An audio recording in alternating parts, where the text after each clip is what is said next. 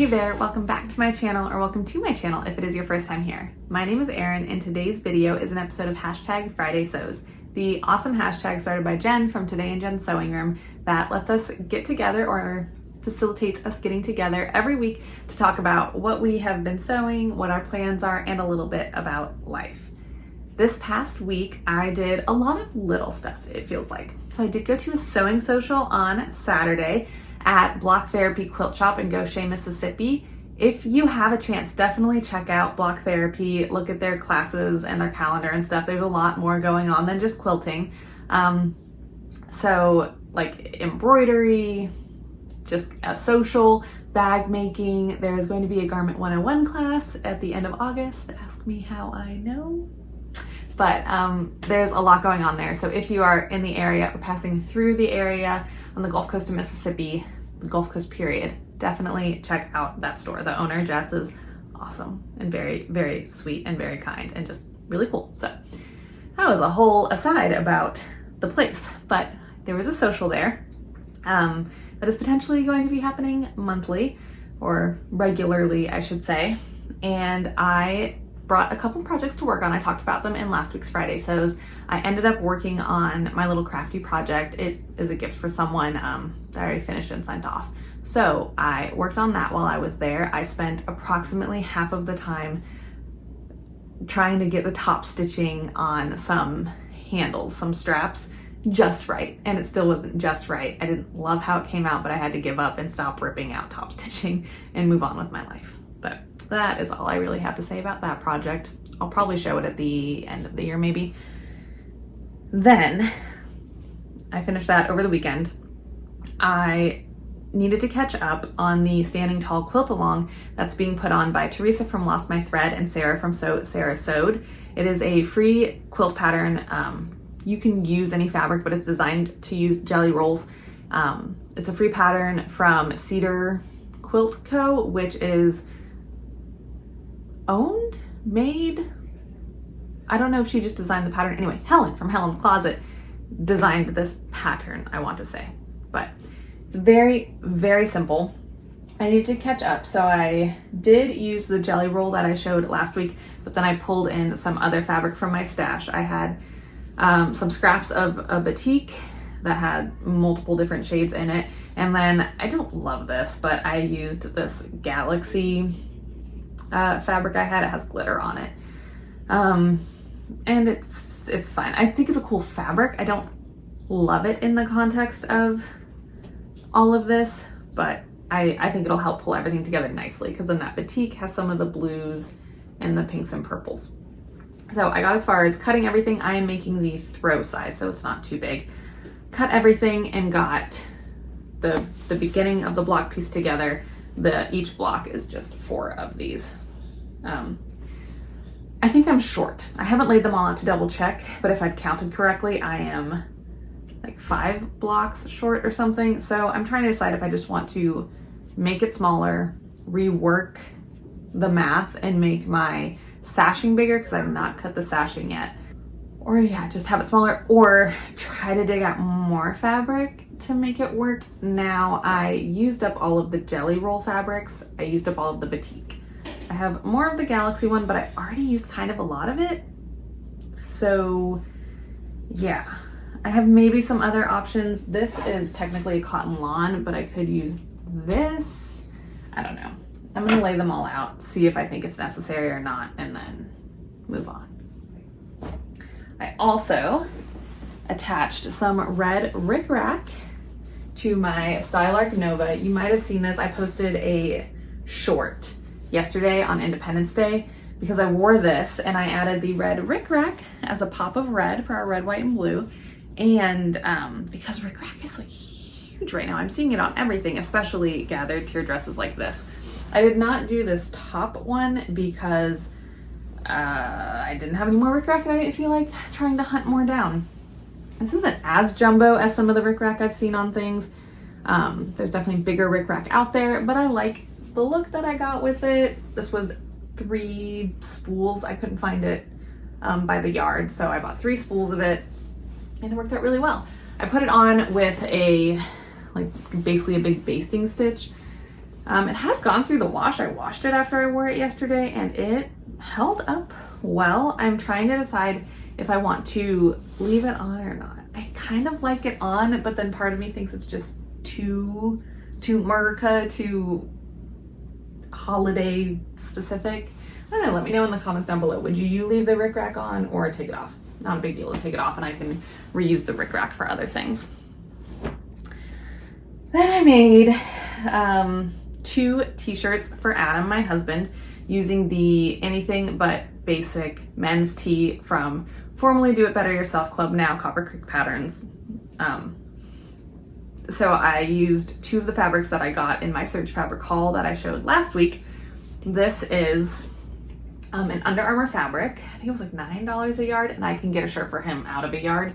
So like a $9 Under Armour shirt. The thing is, I've used this pattern once before on him, and it was a really, I think it was like some sort of athletic fabric, but with a lot more drape and stretch than this. And I had thought about making an adjustment to the pattern for his back. He has a rounded back, but that one fell fine, fit fine, wasn't a huge deal across his back, so I didn't do it. Then I made a striped version from one of the fabrics that I got last week. I'll put up pictures of it. He wore it yesterday and it's still in the wash. And that one fit fine. So I was like, oh, maybe I don't need to make this adjustment. Like, it wasn't too tight anywhere or anything. Definitely could have stood to move some things, but the pattern was working fine for him to make a quick t-shirt. I didn't want to make it more difficult than it needed to be. But then I made this one, and this does not have a lot of stretch, and it is too tight across his back. Like, he can wear it, but he chose not to wear it yesterday for the fireworks because it's just a little uncomfortable. He said he'll wear it to work out, and it's an Under Armour shirt, so that's kind of what it's designed for anyway, but I need to make the adjustment on the pattern, basically, is the conclusion I came to, is I do need to make the adjustment on the pattern.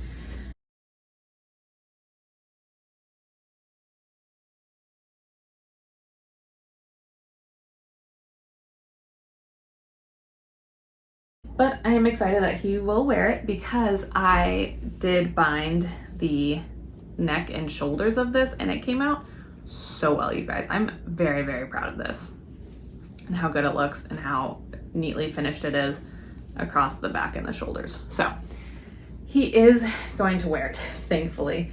And also thankfully it wasn't a huge investment in fabric. It was only like $9 for an Under Armour shirt. So I will take that. Surge Fabrics has Under Armour in stock right now. Yeah, so that is all about Adam's shirts. Basically, before I make it, again, I do need to do that round back adjustment, especially if I'm going to be using something that does not have as much stretch as the other ones I used. Then, but wait, there's more.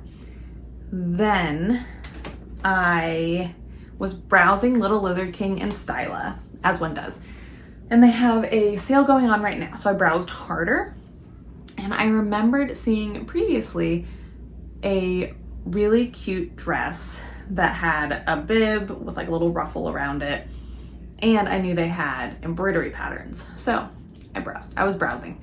And their embroidery patterns, they have a pack, it's called the Atlantis, that has a bunch of sea creatures. And if you have watched probably any of my videos, you know that my toddler loves sea creatures. We go to the aquarium every single week. Thank goodness for memberships. We go there every week. Her room is sea life themed. She has all the sea life themed stuff. She loves sea turtles mostly. So I bought that embroidery pack. I've never done hand embroidery, but the designs were simple and I was hoping the instructions would be really good, which they are. So then I had to find a dress to put this embroidery on. Now, should I have flipped through my patterns and found one that would work? Yeah, I probably should have, but I don't have a ton of woven dresses in her current size. A lot of the patterns I have start at a 3 and she is very solidly a 2. A 3 would be way too big for her. So I remembered seeing this dress that had a little bib with ruffle around it and stuff, and that front portion was perfect in my mind from what I remembered. perfect for embroidery. Now I couldn't remember the name of it. I don't know if I ever knew the name of it. I saw it on their home screen at some point or something. So I started scrolling through all of their dresses on Little Lizard King, and I found it. And the name is the Arvada, which was just like another sign that I had to get it because my husband is from Arvada. It's a suburb of Denver. It's one of those situations where normally, you know, people say, oh, where are you from? And he says the Denver area because people don't know Arvada itself unless they are familiar with that area. So when I saw it was called the Arvada. I was like, I have to get it. This has to be her dress. And her birthday's coming up next week. I was not planning on making her a birthday dress. I even thought through it and was like, not worth making a dress. We're not having a specific party or anything, not worth it. Now I have hand embroidered a bodice and I'm making her a dress for her birthday that will be aquarium themed or sea life themed. So I'm so happy with it. It's going so well. The embroidery, I think, came out really well, especially for being my first attempt at hand embroidery. The instructions were really quite good and it was easy enough to do. Little turtle. And then this fabric is actually a sheet that I thrifted. It's just cotton. I keep trying to iron these lines out and it's not happening, so I think I'm gonna have to steam them out. But anyway, I have the bodice almost all the way put together. I have to sew some channels and then put elastic in the back because the back of it is elasticated. And then I just need to put the pockets on the skirt and attach the skirt. I have not shown her the sea turtle part and she doesn't know that this is for her as she's seen me working on it. But I did show her the pictures on the website of the dress and asked her what preferences she had. She wanted the small ruffle. She also wanted the pockets and the ruffle on the pockets, but just the straight hem on the skirt, no ruffle. Those were her preferences. So that's what I'm doing. And I'm just so happy with how it's coming together. Thankfully, because I cross stitch, I already had good colors for the floss and everything I needed to do the hand embroidery. I just needed a pattern and some instructions. So I think it's coming along so well. And that is my current work in progress. So plans for next week, we have family coming into town. My family is coming into town kind of for Brady's birthday, kind of just for a visit around Brady's birthday, but they will be here for most of next week. So I don't have a ton of plans. I want to finish her dress for her birthday. And since my mom is coming, I have this Christmas quilt top that she made that I told her I would quilt for her before Christmas that I never did. I am going to quilt it and give it to her as a Christmas in July gift. She even gave me the backing. I just haven't basted it and done it yet. This is some flannel that'll be super cozy for the back. I have been inspired to quilt. It's one of those things that I really want to do it for her, but I just haven't wanted to do it. But between doing the piecing for the standing tall quilt and then today Izzy from Dizzy Quilts and Sews showed her pulse quilt and she quilted it, and I'm just like, okay, I want to quilt. I'm ready. So in the next couple of days I do need to get this quilted for my mom, and then hopefully I can just lay it on the guest bed, and when she comes in she'll be all excited about it. Those are my only plans because, like I said, family will be in town and stuff. In terms of life, nothing too significant to report. Yesterday was our Independence Day here in America. Adam was supposed to have to work last night and tonight, but then he's shifted some things around, so now he's working four nights in a row, which is then nice because I'll have a couple days off to make up for it while my family's here. So that actually kind of worked out well for us. But there's just all these shenanigans at his work with what's happening overnight. And because he runs the inpatient pharmacy at the hospital he works at, he is on the hook to cover when shenanigans happen. So yeah, he's going to be working the next couple of nights, which is what it is. That does mean that I'll have good evening sewing time because I'll have no one to hang out with after my child goes to sleep. So this can get quilted and bound and everything. And then yeah, my family's coming into town, and then Brady is turning 2 officially. It feels like she's been 2 for a long time. I don't know if it's how she acts or just because it feels like she's been part of our family forever, but is not phasing me, at least not right now that she's turning 2. I'm just like, yes, you're a 2-year-old. You've been 2 forever, it feels like, in a good way. So we're gonna have her birthday, and then that's kind of it. Yeah, I am on Wednesday gonna be doing kind of just like a chatty brain dump video because I have more fabric coming for activewear and swimwear. I've decided to do some swimwear. I have purchased some more patterns. I've gone on this whole thing of wanting to make my own activewear and swimwear because I just want to, and I can. I totally believe in my abilities that I can. So I have all these plans swirling around, and I think I'm just gonna sit down and do kind of a brain dump and cut some things and talk through those plans, and then there's some announcements and stuff.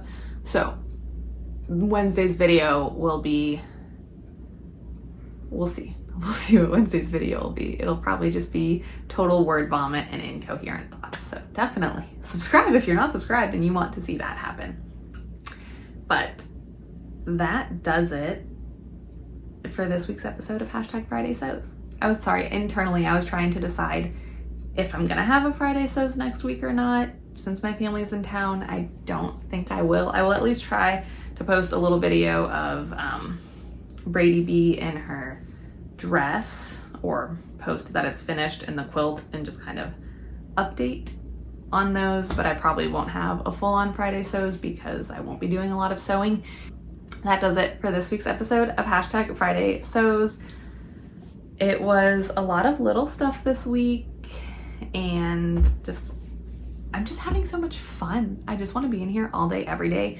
And thankfully, a couple of days this week, Brady was amenable to that. Not being in here all day, but spending a good amount of time in here. She was very, very helpful. I did post on my community tab a picture of her helping me cut when I was working on the standing tall quilt.